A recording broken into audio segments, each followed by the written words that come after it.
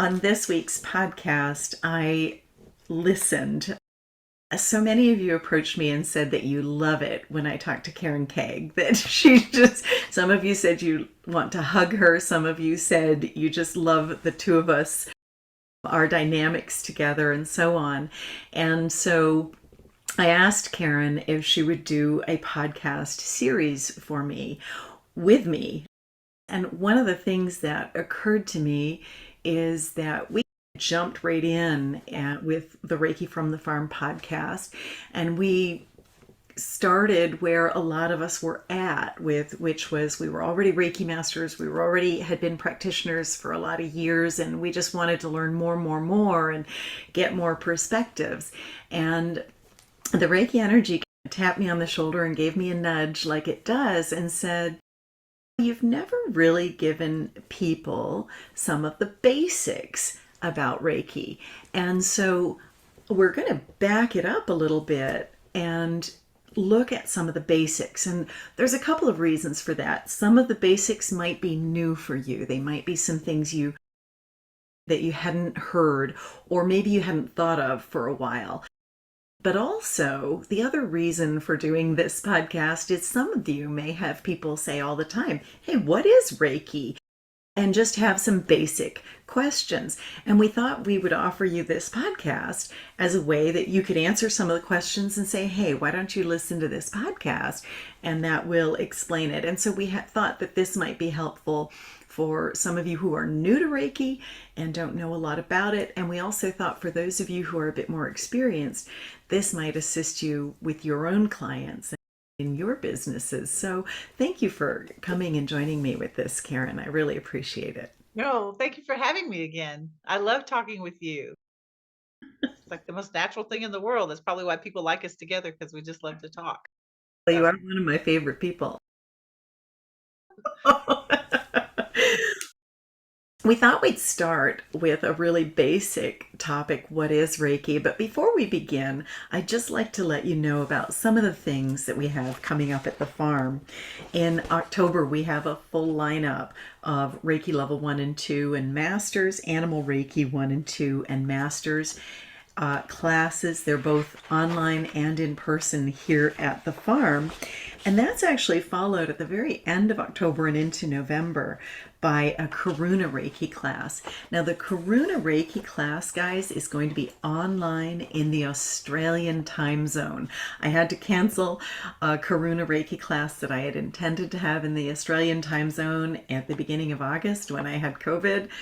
And that class has been rescheduled, and so the November class is going to be in the Australian friendly time zone, which means that it is evenings in North America, early mornings in Australia. And it also works for some of it doesn't work so well for our European friends, but it does work quite well for some of our Asian friends. I also wanted to let those of you who are in the US, who are in around the Massachusetts area, know that on Thursday and Friday, November 10th and 11th, I will be presenting about animal Reiki, dowsing. I'll be doing a fear clinic at the Equine Affair, which is a huge horse event in Springfield, Massachusetts. So if you live in around Springfield, New York, any of that, I'd love to meet you in person. Please join me at the Equine Affair, and I will put a link to the Equine Affairs webpage in the podcast in case you might be able to do that. And then just as we're going into Christmas, December 1st and 2nd, I've got another level 1 and 2 class, followed by my last animal communication class of the year, December 3rd and 4th, and that's followed on December 5th and 6th by Animal Reiki. So I've got 6 straight days of all of the classes you would need to really get started working with Reiki and with animals. The level 1 and 2 class is a prerequisite to the Animal Reiki 1 and 2. So I'd love to have you join us for that if it makes sense for you. In January, I've got a full lineup of level 1 and 2 and masters and Animal Reiki level 1 and 2 and Masters again, and Karuna in February. But I really wanted to get over into my 2023 schedule, which I'm just getting on the website now, because I wanted to let those of you who are in Australia know that I will be in person in Australia teaching level 1 and 2 and Masters March 13th through the 17th. And I know that the Australian Reiki Association prefers for you to have in person to online classes. So even though most of my classes that I teach at home I limit to 12 students, I'm not going to limit the Australian classes beyond. I'll try to keep them around 18 students, but I really want to make that class available for those of you who would like to be part of the Australian Reiki Association, as well as the International Center for Reiki Training. And that allows you to qualify for professional membership in the ICRT Reiki Membership Association if you'd like. And I'll also be teaching Animal Reiki level 1 and 2 in March as well. So I know that's a lot, but I just got my 2023 schedule together, and I know that this hopefully gives you a chance to plan some of your classes. Hopefully you can meet me for some of those. I would love to have you join us. Karen, what have you got coming up for classes? You teach a lot as well, don't you? Yeah, it's probably easiest just to check. My website is reiki-institute.com, and I generally schedule Reiki 1 and 2, Reiki Master, Animal Reiki 1 and 2, Animal Master every month, and Wow. a Karuna about every 3 months. And I do have next month, someone asked, and I said, okay, I'm going to do Animal Reiki Master on Southeast Asia time, which means I'm going to get up at Nice. 5 in the morning, start teaching at 6, which would be, I'm going to do it over 2 weekends. So that will be October 21st and 22nd. It's a Friday and a Saturday. So that would be Friday night and Saturday night for people in Asia. And if you're in Europe, that would be afternoon. It'd be noon to 4. So it's going to be 4 hours over 4 days. It's the 21st, 22nd, and then the following weekend, the 28th and the 29th. So that's a different kind of a class. That's fantastic. Update. And we have So, a link to your website in the podcast, but we yeah. could put a link to that specific course as well if you'd like. Okay, thanks. Yeah. Oh, you're welcome. Love to have people. I teach only online though. Yeah. Yeah. I love the online classes. They're my favorite. I do too. That may be one of the questions people ask us, but I know people like on in person, and I like them to an extent, but I think I like the online the best because you can have people from all over the world. And I find that the people get a little more connected, a little more bonded. And as an empath, I'm not in the energy, so I don't get muddled and confused by it. So I find it's a little easier to stay really crisp and clear in my delivery online. and I think the students that seem to be attracted to the online classes seem to be more introverted. And of course, I think everybody who's drawn to Reiki is an empath, but I think that they have that same experience. They're connected, but they get to have those boundaries. Mm. Or maybe it's because they're in their homes and they can deeply relax, but they have really deep healing experiences in I the find online more so. classes, more than the in-person, I think. I agree with you 100%. I do have some in person and online classes coming up, but Yeah. I agree. And just different vibes. So we've got something for everybody. We really Some do. people really prefer the in-person and some prefer the online. One of the things that occurred to me when I was having a look at when I was writing my own Reiki business book, and I was explaining the when we decided when William heard energetically he was guided to move our classes online during COVID, and and then he worked with the energy to strengthen it and so on. And I was just trying to explain that whole process, and I was thinking of some of the advantages because it's certainly less expensive for the student when they don't have to have rental cars and hotels and flights and this sort of thing. But the other thing that occurred to me is it's a much lower environmental footprint, and I hadn't really thought about that. So I love the online classes. Yeah. I plan on taking one of your online classes soon, actually. Yeah, we're gonna do probably a whole podcast about Reviewing class, reviewing classes. So one of my yeah, favorite things to so do. stay tuned. We'll be talking about that in the future. We Today, we're just will. We will. Just moving into some of the basic questions about Reiki. And what I want to do is help people with this. First of all, Karen, I don't know about you, but when people used to ask me, what is Reiki and what do you do when I first became a Reiki practitioner, I tripped over my tongue and I stumbled and I mumbled. And I also sometimes expected to be judged, particularly if I knew them to be a fairly religious person or something like that. And I don't know why I expected that, but I did. And I really had a hard time answering that base. And even recently, somebody asked me, "Oh, Reiki, what is that?" And I went back to years ago and stumbled and mumbled again. And I thought, wait, I wrote a whole chapter about this in my book. What's wrong with me? What do you answer when people ask you, what is Reiki? just the standard. I had to memorize it so that I don't even think about it. So if someone in the grocery store says, "You do what is Reiki?" I just automatically go, "It's a Japanese relaxation technique that promotes healing and is used in over 800 hospitals in the United States." That's a That's just my good one. standard answer, and I teach my students to say that because it's, of course, so much more than that. But I say if you start waving your hands around and explaining wild-eyed about how it's changed your life and it's the most amazing thing, they're going to just back away from you, and it doesn't really answer their question. So just say it's a Japanese, and it is. It's a Japanese relaxation technique that promotes healing, or sometimes I'll say it works with the human biofield. It's energy work. Hmm.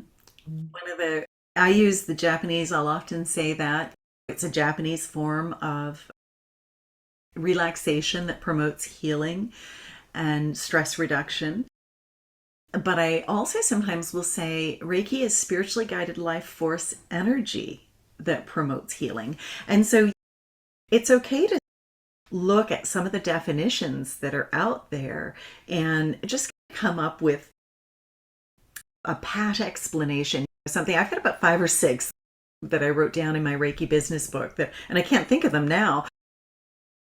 It depends. You have to you really, now this is the old writing instructor resurfacing here, but I used to tell my writing students, you have to analyze your audience. Exactly. Who asked the question? What words are they going to understand? If it's And it's if okay to use the language that they would understand. And so that's, I think, what changes. Like if I'm talking to a spiritual person, I'll say it's divinely guided life force energy or spiritually guided right, life force energy. If I'm talking, I love that you add that's used in over 800 hospitals. And I actually think that number is 1,200 now it probably is. in the I'm, I'm, United States. I'm But I remember the 800 was in, I think, that's 2000, old. That's an older but yeah. number. I think it was Oh 2000. no, it's safe. It's at least 800, but yeah, probably closer to 12.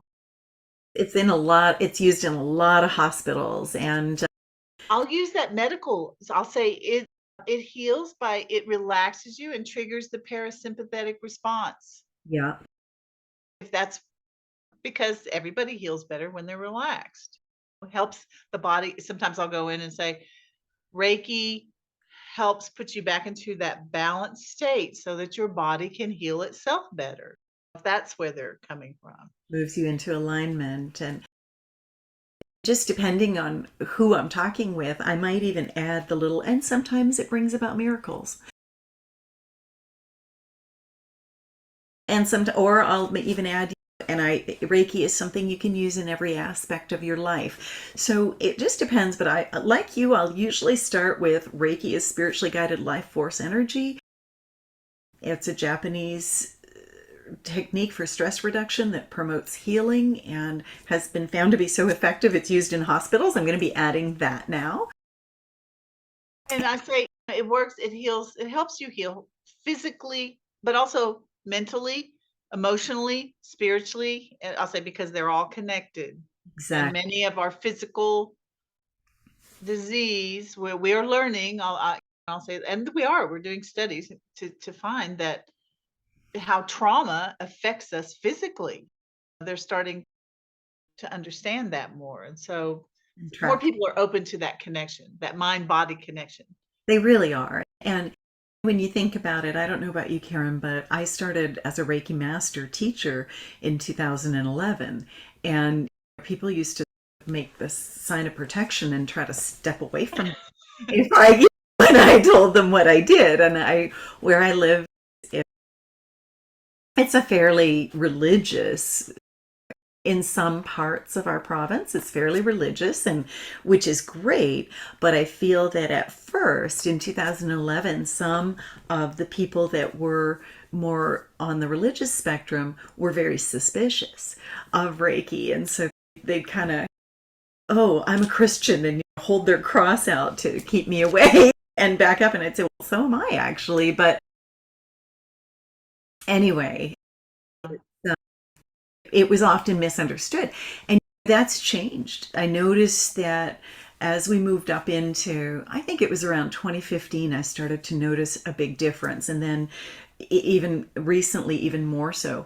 Now, when I tell people, if they ask, what do you do? And I say I'm a Reiki practitioner or a Reiki master teacher, they almost everybody, like I can be talking to a senior in a grocery store line who asks me, oh, who are you and what do you do? And I'll tell them, and they'll say, oh, I know so and so who does Reiki, or I've had a Reiki treatment, or I know so and so who's had a Reiki treatment, or my niece does Reiki. Like almost everybody has someone that they're connected with that does Reiki. And I've noticed that a lot of that discomfort went away. But a big part, one of the things I discovered was that I needed to let go of my expectation of being judged or my own discomfort in explaining it. I needed to learn to explain it confidently. And once I could do that, then it was received much Yeah, that's a better. good So, point. So if anybody's listening and they're trying to explain to people, remember that's a really good point. yeah, thank you. And part of it's the time. I think now it has spread so much more. I think in the 1980s, it used to be years ago that it was $10,000 to study at the Reiki master level, which is the level that you and I have studied to, Karen. And in the 19 sorry, it was the 1990s, there were a few teachers who started teaching at a lower rate, and suddenly there was an explosion of Reiki masters, and then there was an explosion of students. And William Rand actually wrote an article about how once there became more Reiki practitioners and Reiki masters in the world, a lot of the indicators, like the things like poverty and wars and literacy and all of the things that would indicate a healthy society, they all improved dramatically. And he was able to correlate that with the time that there was more Reiki on the planet. But I really do think there's more Reiki on the planet today. Yeah, yeah, there definitely is. Yeah. There is for sure. I And go. there's sometimes, oh, I'm sorry. Students ask me sometimes, well, what if somebody thinks it's like from the devil or something like that? And I'll say, don't, you be confident when you talk about it, but tell them, and I've told people, this may not be for you. If your belief system is that, that there's a force out there trying to lead you astray and pull you off, and if you have fear about it, then maybe this isn't for you. And don't sit there and try to argue with somebody because they're not open to it. And not everybody has to be open to it. That's right. It's not for everybody. But And so don't waste because my students will be like, I'm just so frustrated. I know this would help them. It's like, yeah, if they're not open, they're just not open. But there are other people out there who do want to know. So just go, this probably isn't for you, and move along to the next person. and that leads right into what I was going to say with that, Karen, too, which is just that you can gauge by their question. Like sometimes I say Reiki is a spiritually, or is a Reiki is a Japanese form of stress reduction that promotes healing. And if they say really, and they start to ask more questions, then, and by sticking with that sort of basic description, you can let them lead the conversation and you can let them ask the question. That's a good point. And Yeah. sometimes they're just like, oh, isn't that interesting? So anyway, and Reiki might not be for that person. And there's absolutely no reason to try to convince people. There are so many people who are looking for something, who are looking to bring more love into their lives. And another thing that again, depending on the audience, you can also say Reiki is love. Reiki is spiritually guided life force energy that brings more love and light into our lives. And so the next question is, where does Reiki come from? And how do we know that it comes from there? Because there are a lot of different forms of energy healing. And in fact, most Reiki practitioners don't just do Reiki. A lot of us also work with crystals, or I get acupuncture on a regular basis and massage. And I also love cranial sacral therapy. There's all kinds of other therapies out there. And so, what do you say when people say, where does Reiki come from? Sometimes I'll say, I don't know, but I don't know where my son comes from in my phone when we FaceTime either. It comes from, I can't give a specific answer. I'll say for me, it comes from source, it comes from God. But that's a difficult question to answer. Where does it come from? Where do we come from? Not to throw yourself into an existential crisis, like where does Reiki come from? I would answer, for me, it comes from source. It's what everything is made of is, I mean, but then they'll say, so is it different from, like, why do you say you have like different kinds of Reiki, or why do you have different kinds of energy healing? And I think of them really as just different.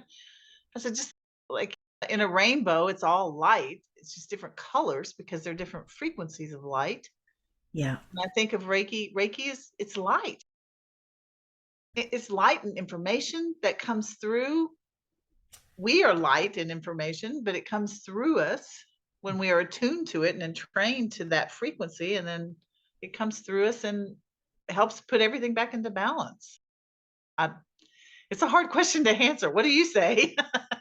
Gosh, Where does it come from, Pam? My hands. It comes from my hands. That's where it comes from. I say I use the word God, and not everybody's comfortable with that word God, and I gauge my audience whether I feel they would be more comfortable with the name God or creator or source. But I say it is divinely guided life force energy. It comes from the divine. Whatever you believe, whatever name you use for it, and whatever you believe the divine to be. Now, as a scientist, I can also get behind the idea of biofield energy, but I am still really spiritual in my nature. So I usually say it is divinely sourced and guided life force energy that promotes healing. That's another one of my little explanations as well. And when somebody, I haven't really had too many people say, oh, I'm worried it comes from the devil. I don't know. I feel pretty. I live in the Bible Belt. You live in the Bible Belt. I do. I live in Arkansas, for those of you listening. I grew up in Texas. Yeah. We got a lot of fear down here. Yeah. And I also really have to say I honor and respect a lot of the Reiki teachers who've come before me, because they've really paved the way. And so that in my region, many people know what it is, and there isn't as much fear around. Even if they don't know what it is, they know somebody who does it, and so there's not as much fear around it. But this energy does come from source, and let's talk a little bit about the history.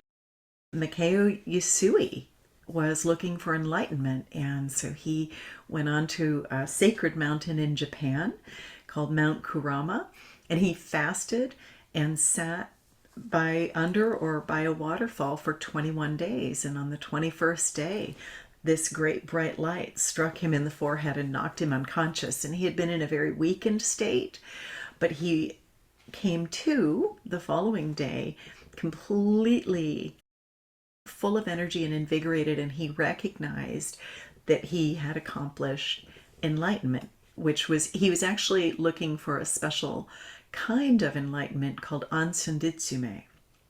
And he realized that he had accomplished his objective.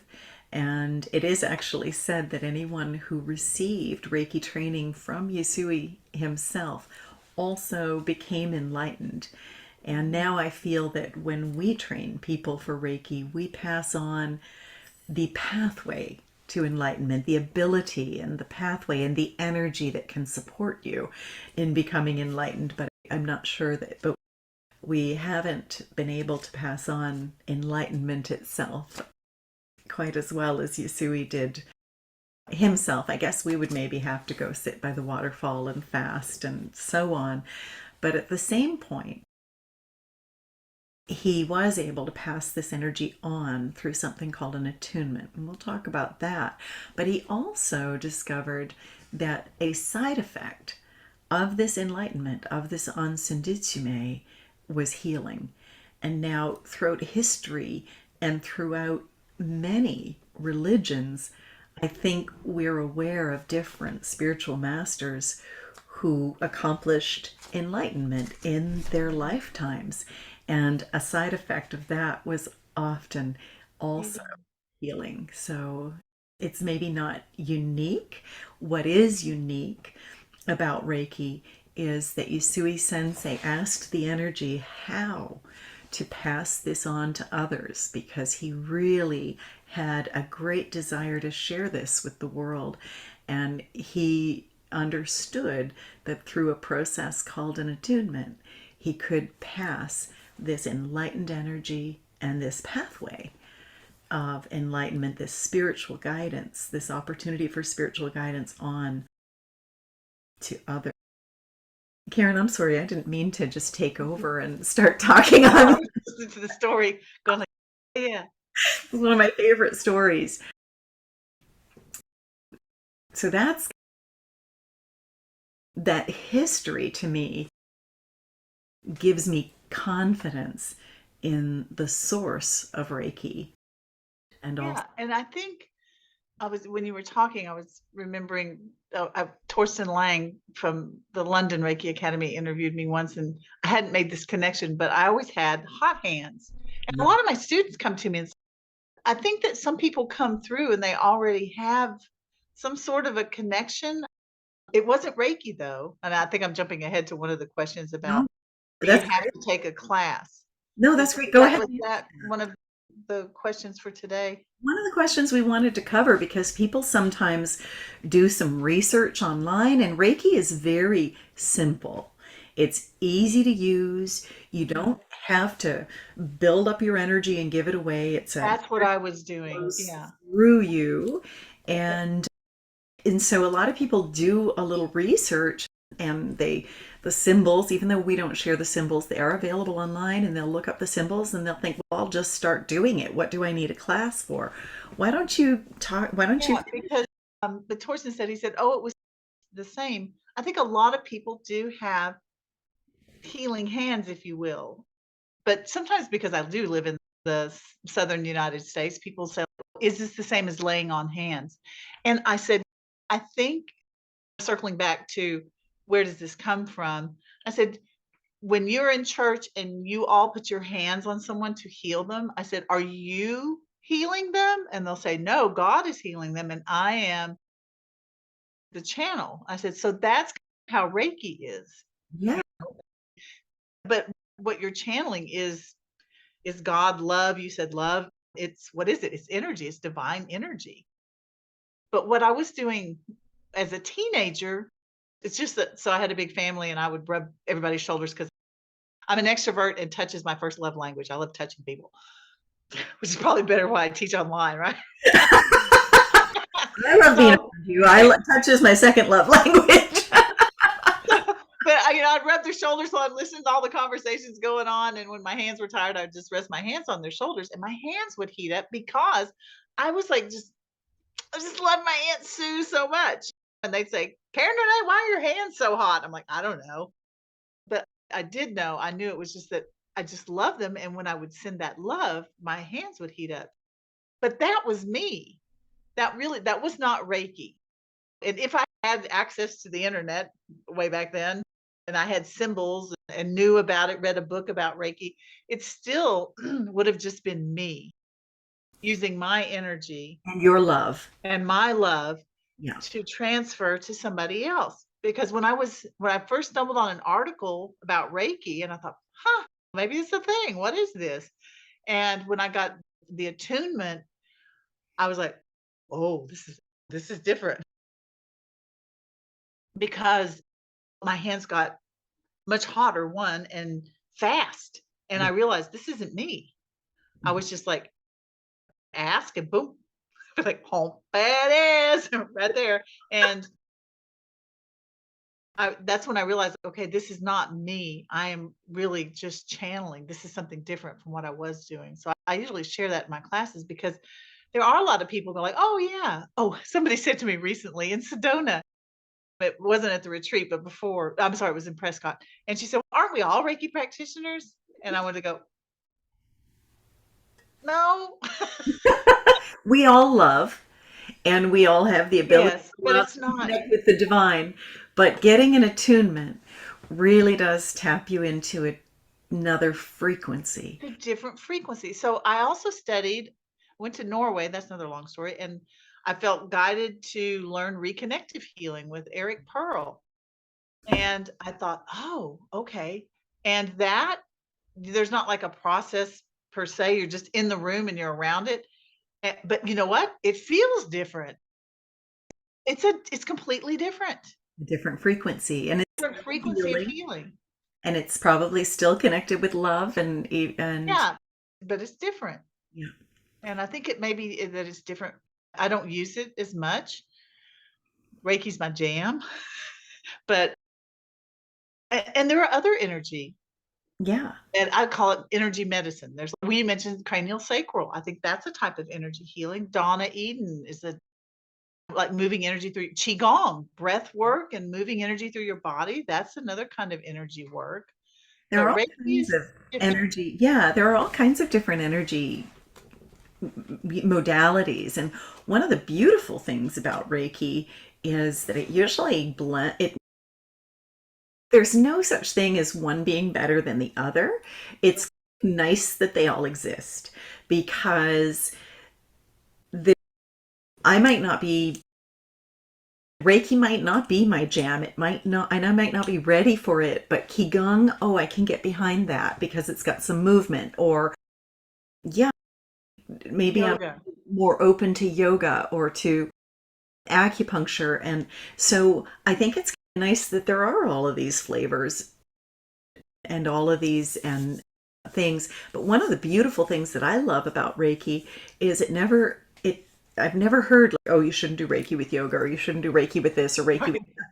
It's Reiki is such a high frequency and there is so much simplicity and elegance in it that it really can blend with all of these other modalities. And in fact, it does almost seem that when you bring them together, it almost elevates what you do. I know animal communication is something that I learned before I knew Reiki very well.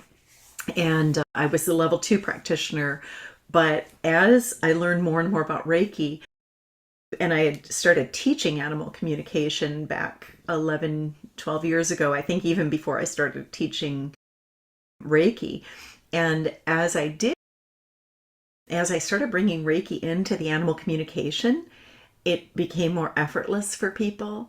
It really elevated the level of communication that people were able to get with their animals. So I think it's like that with every modality.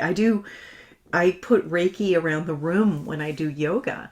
And when I go to yoga classes, because as an empath, everybody else used to walk out of the yoga room going, I feel amazing. And I'd go out feeling like I just got hit with a ton of bricks, picked up everybody's stuff that they left behind. And when I learned, and so I couldn't do yoga effectively until I learned Reiki. And when I learned to put the Reiki symbols around the room and ask them to release everybody's energies, including my own, so that mine wasn't going and sticking onto another empath in the room, a more powerful empath, it became very pleasant for me. And even the instructor would say, oh, I always love it when you come to class. It always feels a little different when you're here. And it feels so good. There's something about it when you come. And I started laughing. I said, I do put Reiki around the room so that we all have a wonderful experience. And one of the things that, you know what, we didn't write this down, but let's talk about permission with Reiki. Reiki, because it is divinely guided, will never work with somebody who doesn't want it. So I could put it around the yoga room and just ask the energy, please help anybody who's open to working with you. And please release any energies that are released into the room so that they don't make their way back to me. And I can do that with impunity, knowing that the energy comes from source is very familiar with who is open to this type of energy and who is not, and will not work with people who wouldn't be comfortable with it. But there are people out there that are very comfortable, and so you can put it in a room and just let it do what it does and not worry too much about it. It will not work with somebody who does not want it. That's right. I had a student once. What's that? I had a student once in Reiki 1, and she, of course, for homework, okay, I want you to practice on somebody. And she came back to Reiki 2 the next day, and she said, I don't believe my Reiki's working anymore. She said, I know it was working yesterday. And I said, well, what do you mean? And she said, I tried to give Reiki to my son, and she goes, it just wasn't coming out of my hands. And I said, did he want Reiki? She goes, I don't know. Yes, before you do an actual session. I said, because she was his mom, and he was like 10 years old. And I said, he didn't want the Reiki. I said, and it will not, it just flat won't go. Now we do teach, ask permission and all of that. I said, but technically you don't even have to do that because it just flat won't go. Flat won't go. So if you're in a room and you need some help from Reiki, you can spread it around the room and it will work with the people who don't want it. Right. Yeah. I love that, Karen. Looking at the crystals behind you, and I was thinking Reiki, when you're talking about all these different energy modalities, and it's just like the crystals. We have all different kinds of beautiful crystals, and or even your orchids that they really enjoy being on camera. I feel like, especially that white one.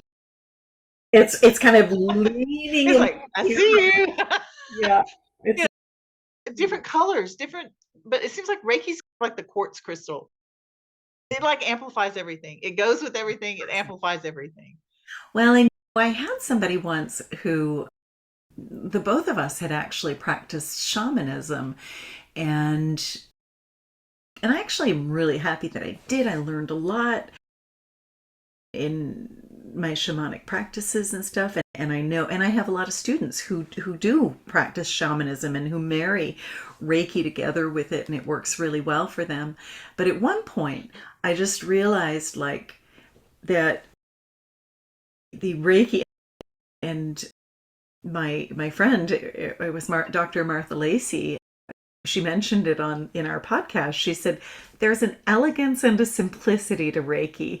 So because of that, because it is so simple, sometimes you wind up reaching for that first or more often. And I found that I just wound up reaching for Reiki all the time. Yeah, me too. This is all you need. And I just, not purposefully, but I just stepped away from my shamanic practices, or I learned to ask, hey, how would Reiki fit together with this practice? And it would almost always like incredibly simplify. Yeah. practice and make it more elegant. And so I would go on with it. Karen, what are some of the things that changed in your life when you started doing Reiki? Everything changed. Yeah. I could trace every change back to, yeah, that first class. I released a lot of trauma from my childhood. I changed how I parented. I got out of a bad relationship. Wow. I started teaching. Things started happening for me. I don't know those coincidences. I took Reiki 1 and 2 in 2012, 2013. I was able to take the Reiki master class in England and get my attunement in the middle of Stonehenge. And I was a single mom on a teacher's salary, but things just worked out that Yep. we were taking a group of students abroad. And as the chaperone, I got to go free. And the class was only 3 days. You know what I'm talking about. Makeup. All those, yeah, all these synchronicities because I was able to release enough of this stuff that I could get some footing for the first time. Really, I was 49 years old for the first time in my life and go, ah, and then that's where everything started to shift. Everything. And that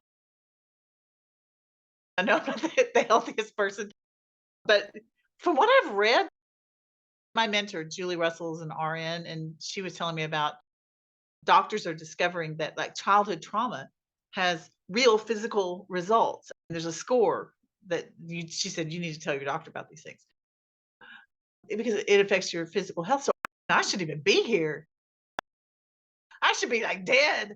And I did have a stent put in my heart when I was 54, but it changed my health. It changed physically, mentally, emotionally, spiritually. Yeah, it changed everything. and it's really exciting and interesting to watch the beautiful coincidences, isn't it? So when you look back and you go, oh, I see how that happened. Okay. I see how that and Reiki has got a part in all of it. And it does. It's mental, physical, spiritual, emotional. I remember the first thing Reiki did for me before I even took a class was it assisted me, it helped me with some just debilitating allergies that left a rash on my face and neck and my eyes were running and I was just so uncomfortable. And of course I went, I'm a scientist. I went to the medical doctor who sent me to the allergy specialist and they couldn't help me. And it was then that I finally became open enough to try Reiki because I wasn't very open to it, I'll be honest. At first, I was pretty skeptical. And when I learned the sessions that I would have with a level 1 and 2 practitioner friend of mine really helped me. But it wasn't until I learned Reiki myself and did my level 1 class that all of those symptoms went away. Shortly after that, my teacher offered to attune my horses to Reiki. And we should talk after this about what an attunement is. I might ask you to explain that, Karen. And when she attuned my horses to Reiki, I watched my riding lessons change. I watched the horse's body language change. I watched the herd dynamics change. I'm an animal scientist. So I couldn't get over. Once they had their level 1 Reiki attunement, I couldn't get over the difference in my horses. And even a lot of my students at that point, they heard me and I started nattering on about, wow, I did Reiki. It was really cool. But when they saw with their eyes the difference in my horses, they'd been coming here every week doing riding lessons. And then one horse's personality changed from one week to the next. When she got Reiki, she used to be incredibly shy. She had her Reiki attunement midweek. They showed up the next week. She stepped out from behind her mother and they saw her for the first time. And she said, "Hi, I'm Lizzie and I'm here." And, and Wow. they just couldn't believe it. I also noticed that in my riding lessons that my students would always leave feeling much more relaxed and less stressed after spending time with the horses, but it became exponential. And the horses would be yawning out people's stress, and they'd give a shake or a shudder once in a while. And sometimes, if somebody had had a really particularly bad week, a horse might have to go and roll to release or do something a little bigger. And that still happens today, but it was really hard to ignore. And then, like you, after that, it just began moving into every area of my life. And every area of my life just became more effortless and simpler. I didn't have any money. And I wound up in the stone circle studying with William Rand, and I was broke, broker than broke. But when you form an intention to do something, and I really wanted to learn Reiki so I could attune other horses that I had worked with and trained and that really needed a Reiki attunement. And when I asked my teacher, she said, "No, it's not for me to do, it's for you to do."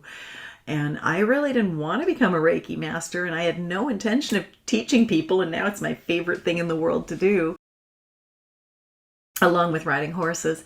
But and checking out the whales in our whale classes.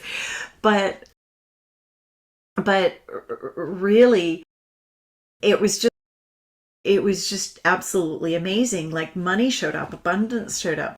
Once you set an intention, I wanted to do the class to help the horses, the money just magically appeared. And I had to get over, I think I had to let go of some limiting beliefs that I had placed on myself.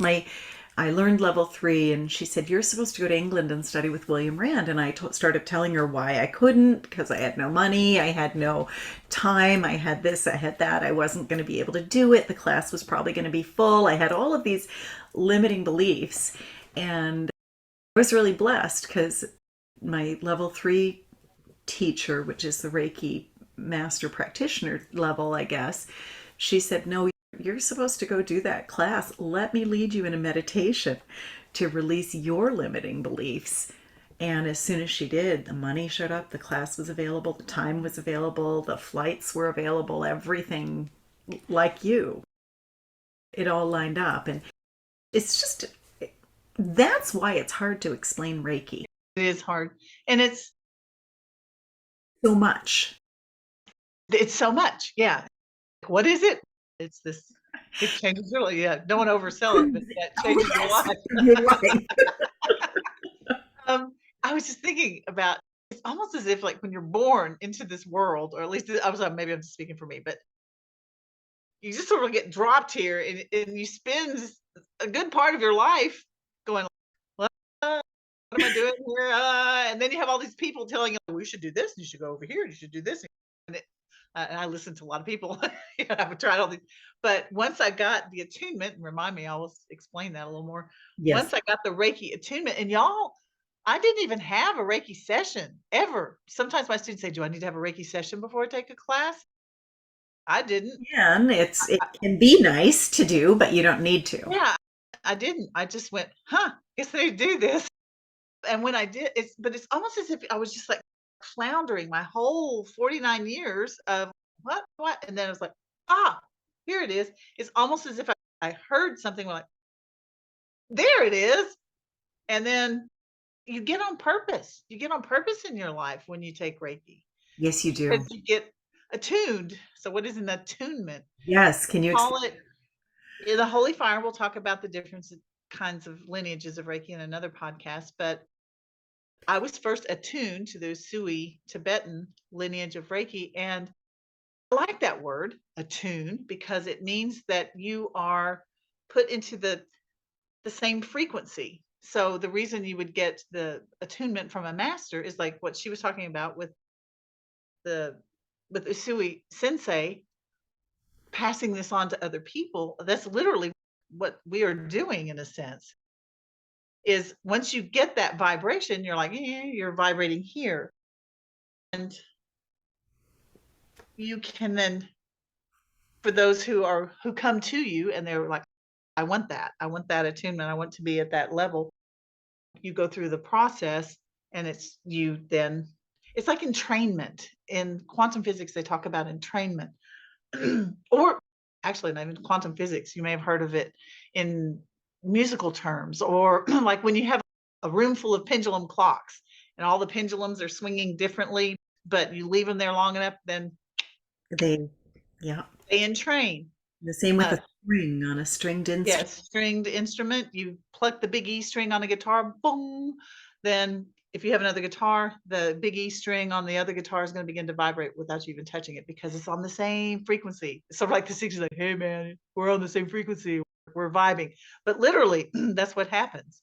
So when you get attuned to that particular type of Reiki or energy or whatever, then you've got that. Then you are that now carrying that vibration. And if that helps you then remember who you are and what you it's almost like seriously, I feel not to talk about existential crisis again, but sometimes you feel like you're just like thrust into this world and you're like, now what do I do? And you're flopping around here trying to figure it out. But there's something about that Reiki attunement. It's because it's spiritually guided life force energy. When you get it connected to it, you're like, oh yeah, I was supposed to do some stuff. I came I'm supposed to love and heal people.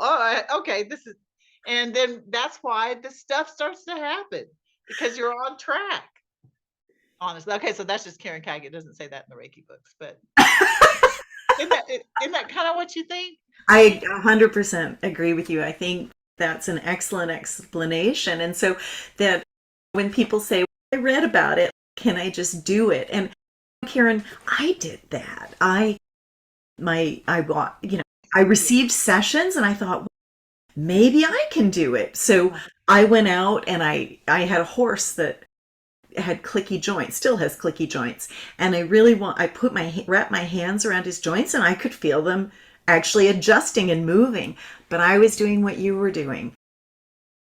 Before you had Reiki, I was giving away my own love and personal energy. Now, you were just doing that to your relatives. I was just doing that to my one I horse. did it with cats. I did it with animals.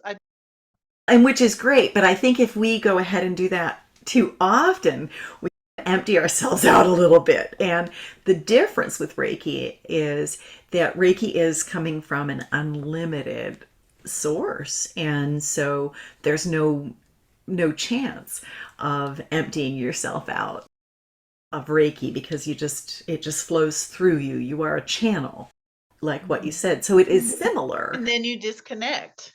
And then you Connect from it's similar, but without the person. attunement, you're not really brought to that frequency that is so helpful. I find it so helpful.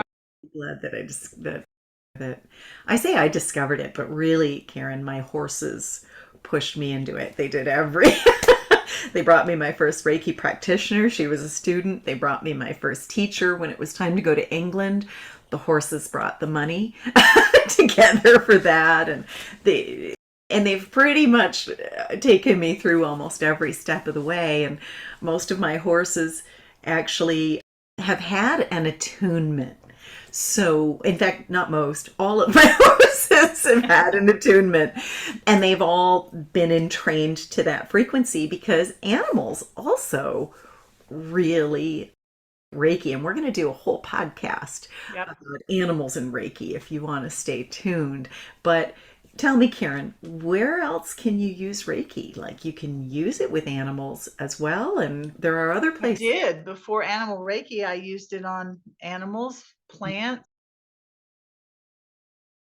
myself. Crystals, love it. Um, you can use it on relations, like maybe not a specific person, but you can send it to a relationship. You can send it to uh, wars, Yeah, crises. and crises. Yeah, And people may say, like, how is that different from meditation? They're actually doing studies where they show, like, just large groups of people meditating can shift things. And yeah. so when you have a lot of people sending Reiki to particular outcomes or situations, it makes a difference. Yeah, you can use it for it becomes, and we're going to talk about this in another podcast too, but like the different levels of Reiki. But when you become a Reiki master, you Reiki everything. It, it just becomes like part of your life. I sent Reiki to the trip I just took. You too, probably, I'm sure, Yes, like to you did. Sedona. Reiki the flights, Reiki the airport, Reiki the people on the plane, Reiki the babies, Reiki the poor flight attendants who are dealing with all these people, Reiki the bathroom before you go in it. You Reiki everything. Give you space to cleanse it and Cleanse it, clear it. clear And it out.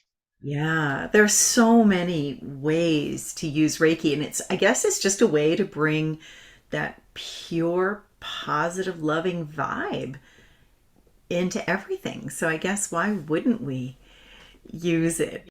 In the back, the birds, You can Reiki your food and get more Reiki your food. nourishment. Yeah, absolutely. Your water. Yeah, you can do. Oh, Torsten Lang did the London Reiki Academy. I think maybe it's ReikiAcademyLondon.com. I can't remember, but he did some studies. He took water to a lab or went to a lab in Switzerland where it was a controlled environment and did a scientific study. I think, am I frozen or are you frozen? I guess we're good. Okay. I, I But can he I can see you. okay. You can change the water. They analyzed the water and the Reiki water, the water that got Reiki for 10 minutes, it changed the pH of the water. It's amazing. Real. And tell me something. You have been doing Reiki with your plants. Oh yeah.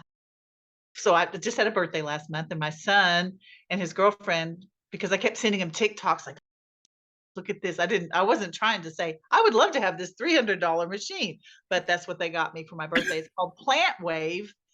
And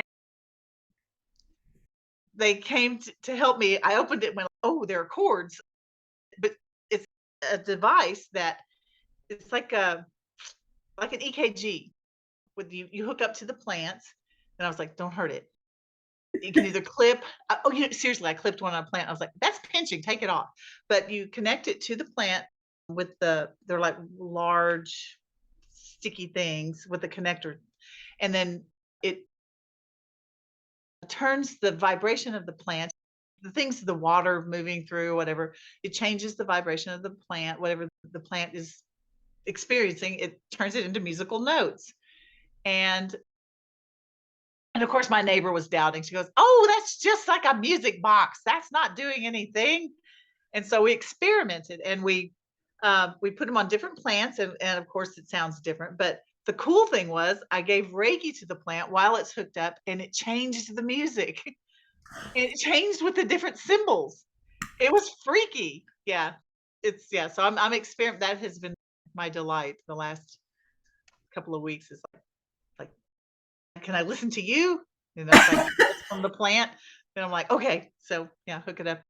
And then put the animal Reiki. I always feel like a pull. I don't know if you Mhm, do, but I do. oh, it's taking it. And then it'll either a lower note will come in and it's just measuring like what's happening in the plant. So this is my new fascination. That is fascinating. And as a scientist, that was one of the things I wanted to know is, okay, where's the proof? Where's the proof that this works? And so on. And so one of the things that I needed to do for my own self was do a lot of research. And it turns out there's a ton of research about Reiki and the validity of it. And in fact, Reiki really, when you really look at the basics of it, Einstein's principles, Reiki really embodies a lot of them and a lot of some of the higher level physics and metaphysics and so on.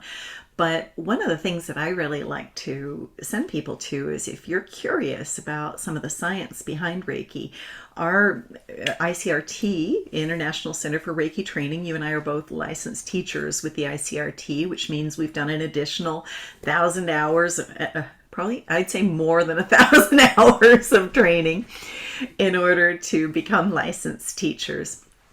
And the ICRT, William Rand, He also started another organization called the Center for Reiki Research.org, and I'll put a link to that in the podcast as well. And the Center for Reiki Research is just this fantastic group of scientists who, and it's coordinated by Dr. Ann Baldwin. And it's this group of scientists who have been gathering and peer reviewing some of the scientific research that's out there, and also wrote a wonderful book which I can link to called Reiki in Clinical Practice. And also the ICR, or the Center for Reiki Research, has started also doing some of their own research. But there really is a tremendous amount of science out there that backs it up, which is probably one of the reasons that Reiki is offered in so many hospitals, because that healing side effect of the ansenditsume, or the enlightenment that we receive when we receive our Reiki attunement, that entrainment that we get, that healing has really been recognized. And some of the scientific studies are around the healing, some of them are around the energy itself. There's a wide variety. And so I would really encourage, if that's of interest to you, I know I'm a science nerd, so I won't talk a lot about it, but if you're also a science nerd, I'll put a few links and you can begin checking it out and doing some of the research around Reiki, because there is a tremendous amount of science to back it up. Karen, I can't think of anything else. We were talking about how can it help people and what can it help with. It would be a much shorter list of what it doesn't help with. Nothing. Yeah, I can't think of anything. No, because it can really. I've used Reiki to assist people who've had terminal cancer diagnoses who are still around years later. I've used Reiki on bee stings and bug bites and flus and COVID, and I've used Reiki to assist in when people or animals have been passing. I use it with the trees. I always ask them if they want it, and if they do, then, and some trees are like, no, I'm good today. Other trees do want it, and I use Reiki with animals, with the earth. It's a wonderful way. My husband asked me the other day, he said, if you were to think of one word to describe what Reiki is to you, what would it be? And I said, it's my superpower. And he said, what do you mean? And I said, there's nothing. I never feel helpless anymore. There's always something I can do. I can always send Reiki to any situation, to any person, to anyone who's hurting, to myself if I'm hurting. If something's going wonderful, I can send Reiki to just appreciate it fully. And there's nothing now. Things can be falling apart around me, and I can stay really steady in the middle of that and just send Reiki and know that the Reiki energy is going to facilitate it all working out. And even sometimes life is falling apart around you. And I think of when my husband had a heart attack, and it was probably the most relaxing heart attack in the history of heart attacks. He said, I think there's something going on with my heart. We had driven home from moving the children into university, and he said, I think I better stop at the hospital. And I said, okay. So we drove and parked and went in, and they asked what was going on, and he said, there's something going on with my heart. And they said, okay, well, it's probably nothing, but we'll just monitor you. And then they monitored him and took the blood tests, and after about 45 minutes, they're running at him with blood thinners or blood clot busters, and we had to take a hospital ride to a hospital with a cardiac unit. But the whole time, we drove up. I actually sent a little note to all of I created a Reiki community, so anybody who studied Reiki with me we have our own private Facebook group, our own private community, and I just sent a note. They're the people I like to stay in touch with, and I just sent a note to them and said, "Hey guys,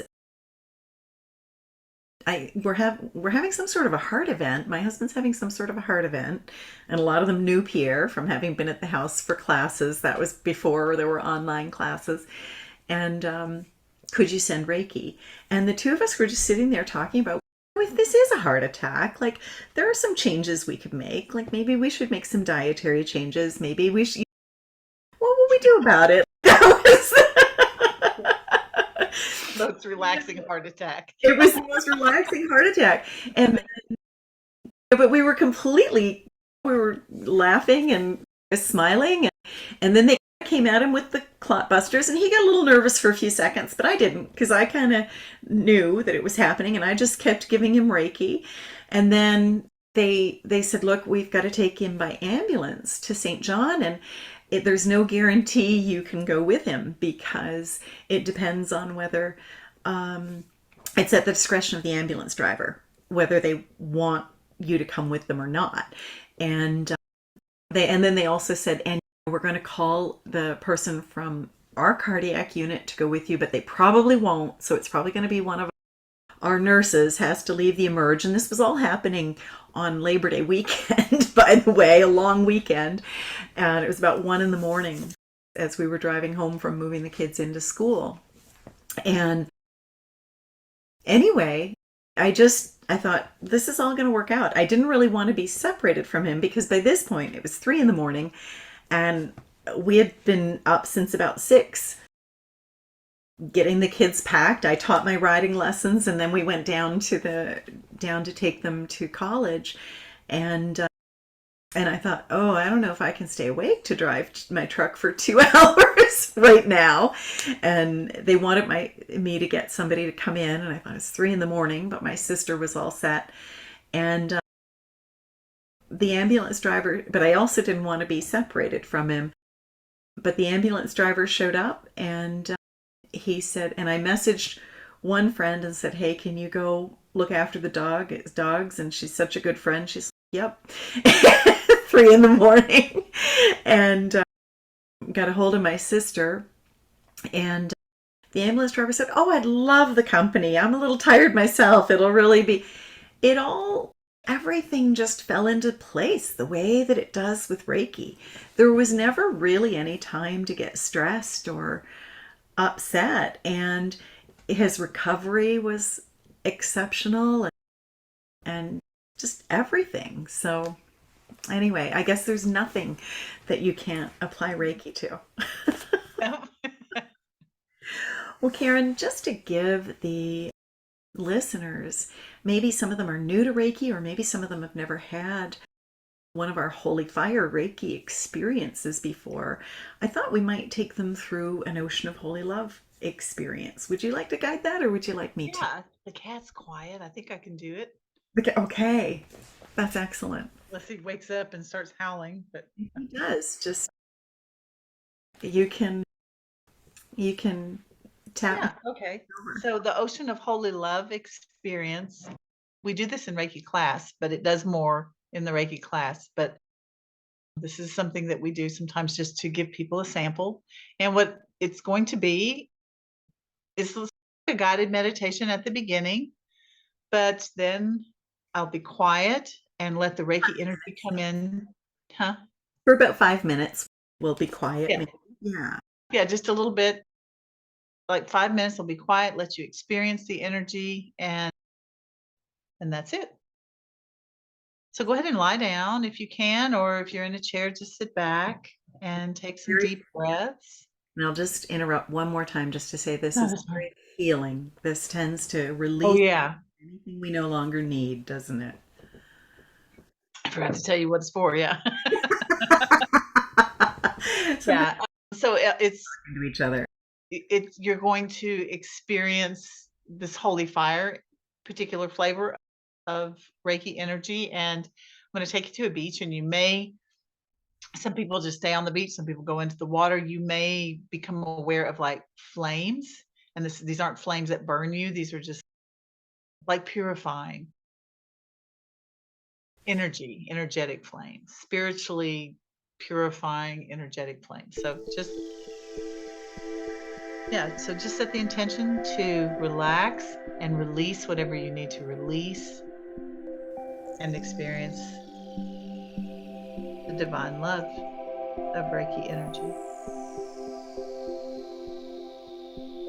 So take a couple of deep breaths in through your nose and out through your mouth.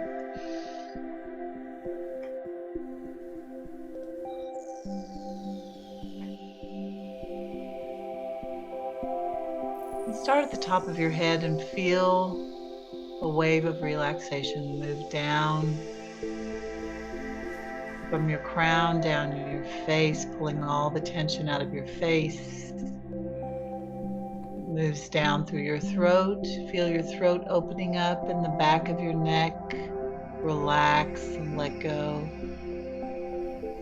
Release any tension you're holding in your shoulders and feel it move down through your arms, pulling all the tension out of your arms into your hands and out through your fingertips, into the earth to be transformed. Take another deep breath. And as you exhale, feel all of the tension leave your upper back, your chest. Feel any remaining tension in your torso move down through your hips, through your legs, out through the bottoms of your feet. And just continue to breathe deeply and slowly.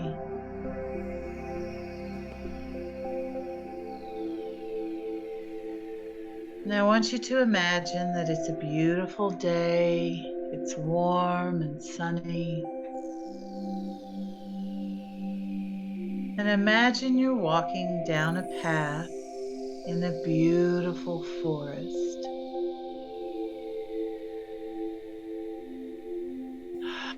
And as you breathe into yourself, you breathe in the life energy of the forest. And with each step you take, you feel the energy of the earth flowing up through the bottoms of your feet.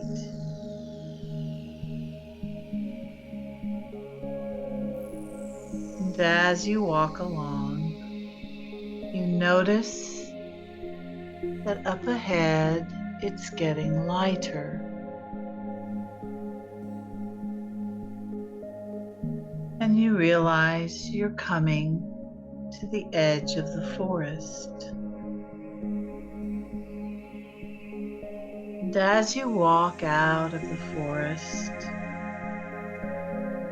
you notice the path is getting sandy, and you hear the sound of the ocean.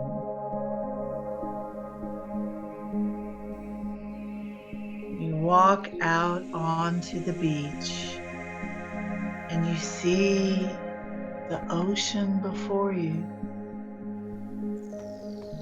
It's a wonderful day. And slowly you begin to walk along the beach.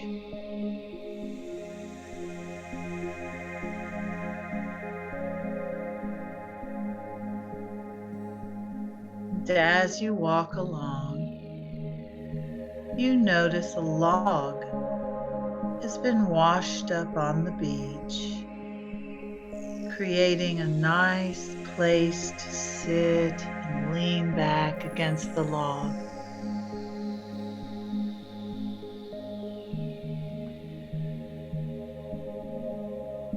As you gaze out at the ocean, you realize that this is no ordinary ocean.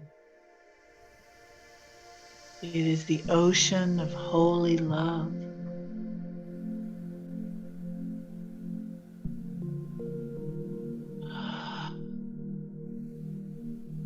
Listen to the sound of your breathing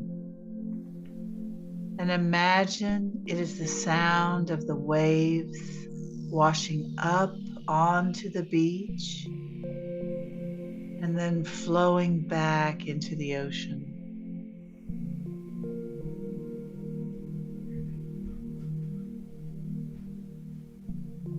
The ocean of holy love is guiding you now. Follow the guidance.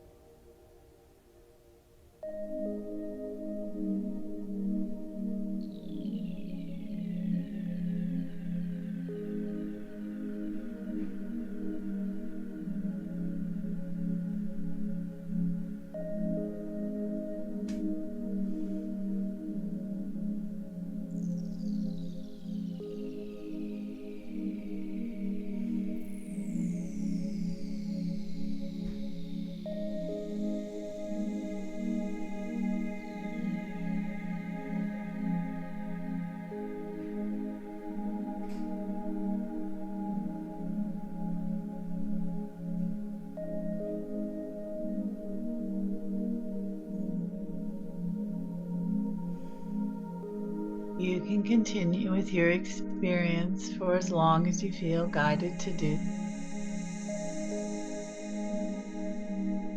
And whenever you're ready, take a couple of deep breaths. Bring your awareness back to your eyes. Slowly open your eyes and come back.